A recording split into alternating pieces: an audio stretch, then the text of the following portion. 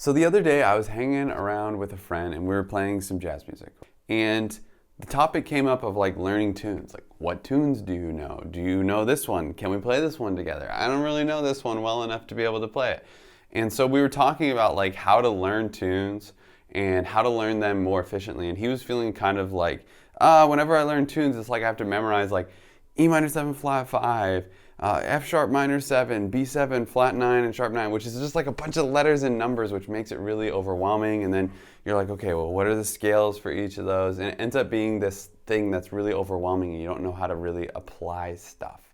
And then when you play it, it's kind of like you're just doing all these math equations. It doesn't really sound music that much. So we talked about like a way that I've used, that a bunch of my mentors shared with me, on how to learn tunes that makes it a lot less overwhelming and actually kind of fun once you get the hang of it. And that's by using what we call guide tones. So what are guide tones? Guide tones glue together jazz harmony. It's like a couple of notes that if you follow them, you'll be able to hear the harmony of a song, okay? So where they come from is like if you're playing a tune like, you know, There Will Never Be Another You.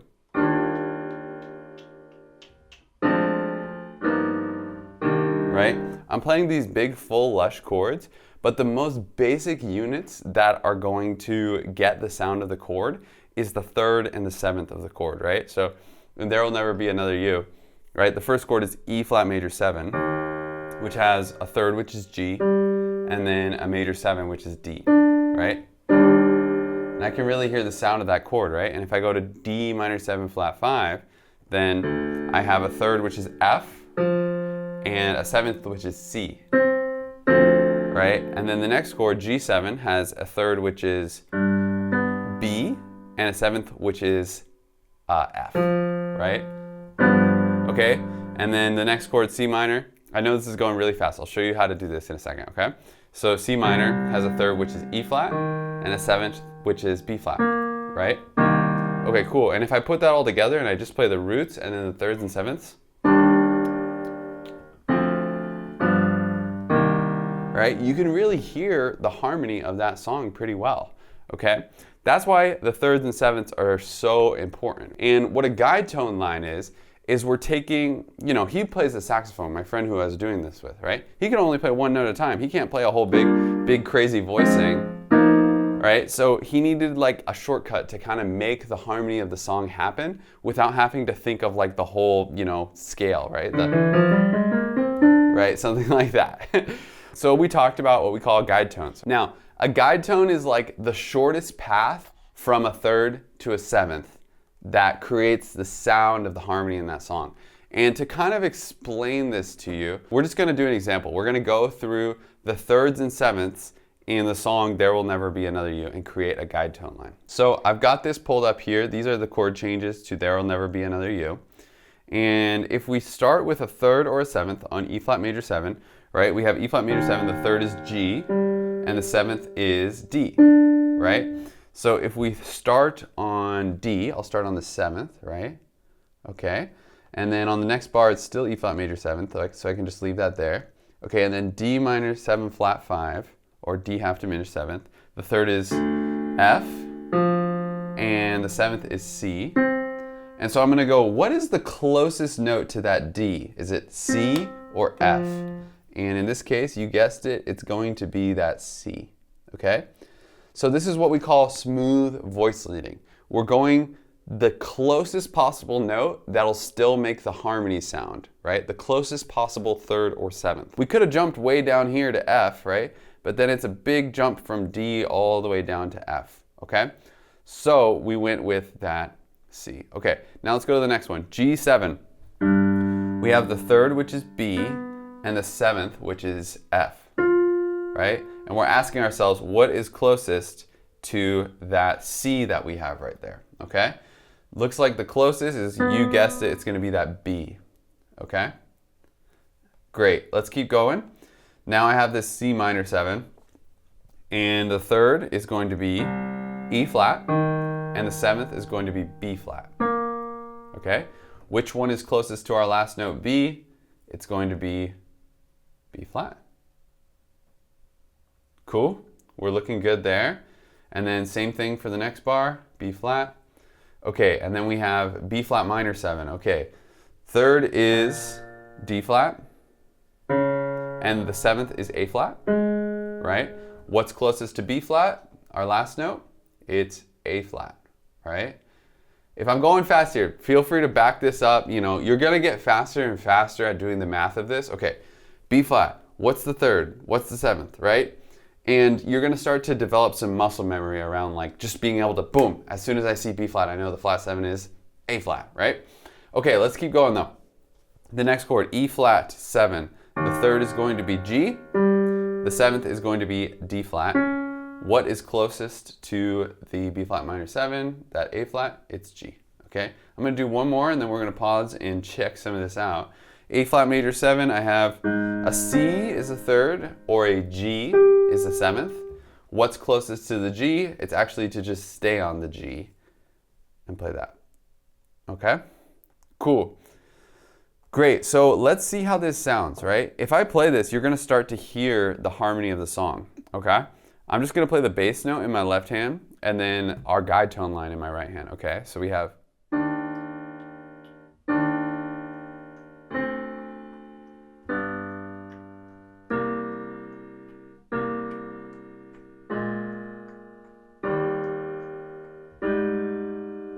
right? You see how you can hear the harmony of the song just from this line?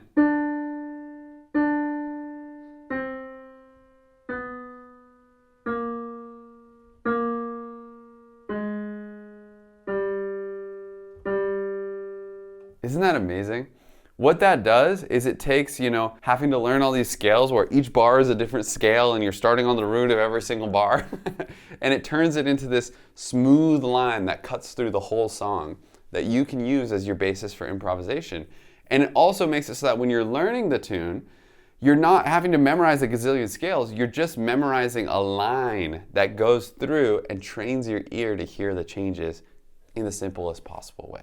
And by the way, if you're trying to learn tunes right now and you're trying to get harmony down, odds are there's other things that you want to get good at. You want to get confident soloing so that all your ideas flow out. You want to like figure out the right jazz things to play so that it actually feels right and that other musicians hear you and then they want to play with you. So you can go to jam sessions, you can feel confident doing stuff like that. If that is you, then I do mentor a small number of jazz musicians personally on how to become more confident soloing, how to learn tunes, and how to start getting their first gigs and booking their own bands. So if you want help with that, reach out in the description. There should be a link that you can click. You can put in your email, get on our email list, and maybe even book a call to see if it's a good fit with me. Now, what I'm gonna do here is I'm gonna finish out the guide tone for the first half of the song, and then we should talk about how to actually use this to improvise, because I don't know about you, but I don't want my solo to just be like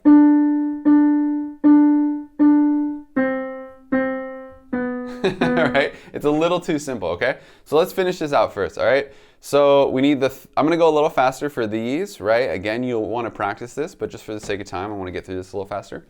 For D flat 7, I'm gonna go with the 3rd, which is going to be F. For E flat major 7, I'm also gonna go for the 3rd, which is G.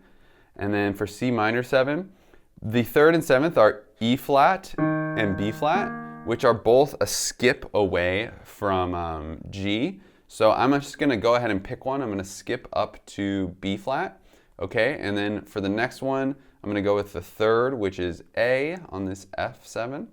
Same thing for the next bar, stay on A. Okay, cool. And then it goes to F minor 7. Easiest thing is to just change the 3rd to a flat 3rd for A flat. And then the 7th of B flat 7 is still A flat. Okay, cool. And then I'll do one more real quick. I'm just gonna add the G here when it goes back to E flat major 7. Okay? Cool. So now let's see what happens when we take this guide tone line and improvise it with a few different ways, okay? So I'm gonna throw on the track to There'll Never Be Another You real quick. Okay, the first thing that we can do here is we can take our guide tone line and keep it really simple and just improvise with the rhythms, right? So we have this melody and now I'm just gonna change up the rhythm, something like this.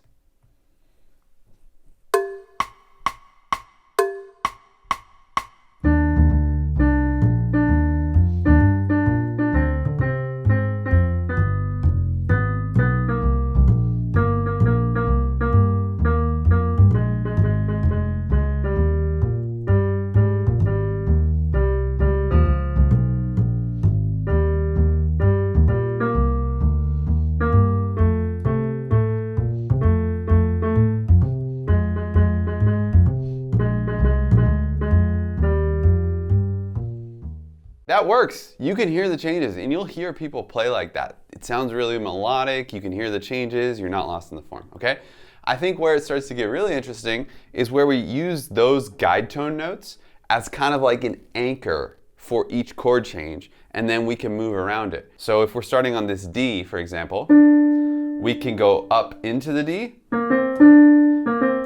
We can go down into the D.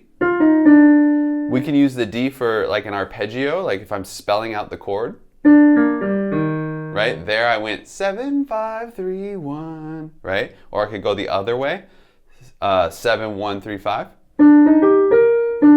But I'm using it as kind of an anchor, okay? Let's see what it sounds like when I put together some of those ideas.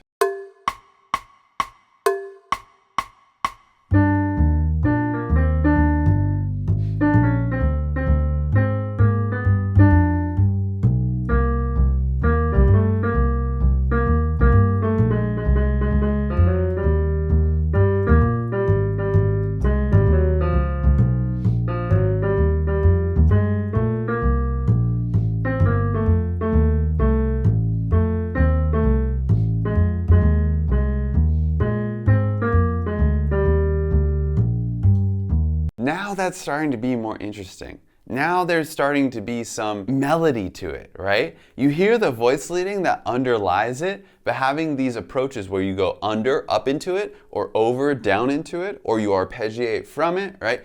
This starts to create the sound of melody, and it still has the jazz harmony in it. So the way that I recommend practicing this is go through your lead sheet, do what I did, and for the whole song, write out a guide tone line. Practice that. Get it ingrained in your ear, and then once you have that down, the next step is to do like the rhythmic improvisation.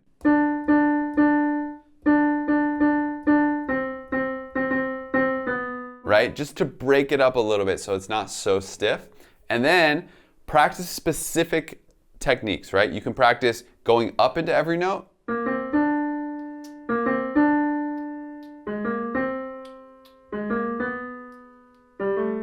Right? That's going to help you figure out some different ways. You can also go down into every note.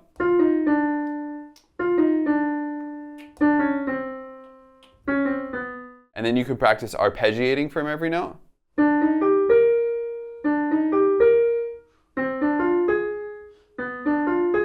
Right?